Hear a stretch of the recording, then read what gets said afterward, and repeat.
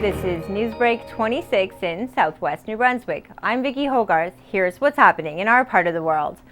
Public Health has administered nearly 8,000 doses of vaccine for COVID-19 in the province, and just under 2,000 New Brunswickers are now completely inoculated.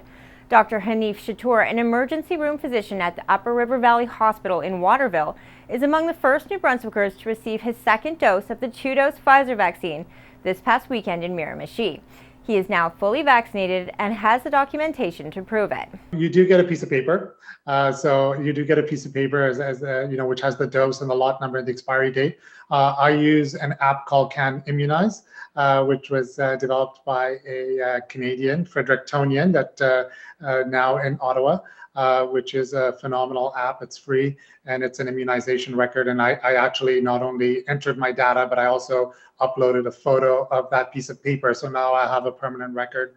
Dr. Chatour has been using the hashtags #GotMyShot and #GotMyShotNB to share his vaccination journey on social media to demystify the experience for other New Brunswickers. Although only about half of the people who get vaccinated experience mild side effects, Dr. Chatour said he didn't experience any symptoms after his first dose and hasn't experienced any thus far after the second and final dose. Of course, after my second shot, I felt 100% okay. Didn't even have a sore arm, and certainly I've had colleagues of mine that have felt a bit fluish and a bit under the weather. In a press conference on Monday, New Brunswick Chief Medical Officer of Health Dr. Jennifer Russell said side effects from the Pfizer vaccine are more common after the second dose. What we know about the second dose of the Pfizer vaccine is that if anybody's going to have a reaction, usually it's to the second dose, the booster dose, as opposed to the first dose. So I think with the first doses, we just saw a regular kind of sore arm. I think this time we were seeing a bit more of the effects of the fatigue and aches and stuff. Dr. Chatour says having the vaccine gives him increased peace of mind, particularly when he's at work in the emergency room. Well, I think that it's really important to emphasize that, the virus doesn't know I've been vaccinated. So, I need to, I would have to come into contact with the virus before the vaccine actually did what it's supposed to do, which is prevent me from getting super sick. And we hope will also decrease my ability to transmit the virus to others. We don't know that yet.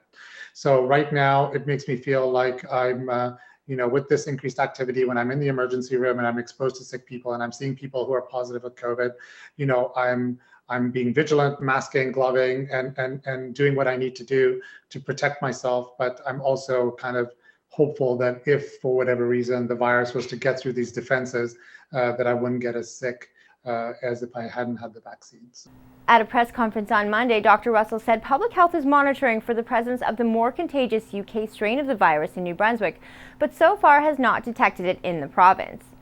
In terms of monitoring in this province, we do have criteria in terms of sending the samples of somebody who's tested positive for COVID-19 to the National Microbiology Laboratory in Winnipeg to help us do that identification of the UK strain. We so far have sent 2 samples out there of people who had traveled from the UK and tested positive for COVID, but they came back negative. The turnaround time is about a week. Finally, St. Andrews resident James Whitehead put up a Charlie Brown Christmas tree in front of his house over the holidays as a tribute to 2020, a year that universally didn't go as planned. What he didn't expect was to find a new ornament on it every morning well into the new year, a reminder that when you live in a town where neighbors care about neighbors, even the most socially distant of times are full of community spirit and togetherness. It was a rather ugly tree that was in the backyard that I cut down, and it had a very spindly top on it.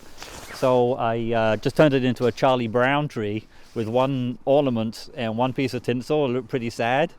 And the neighborhood wasn't having any of that. They decided every day somebody would add something new to it. So now it's no longer a Christmas tree, it's more like a miracle tree. Everybody's just adding more and more stuff to it. That's all the news I have for you. For more stories and live COVID-19 updates for New Brunswick, follow us on Facebook at CHCO.TV. A news and public affairs production of CHCO-TV, New Brunswick's only source for independent community television.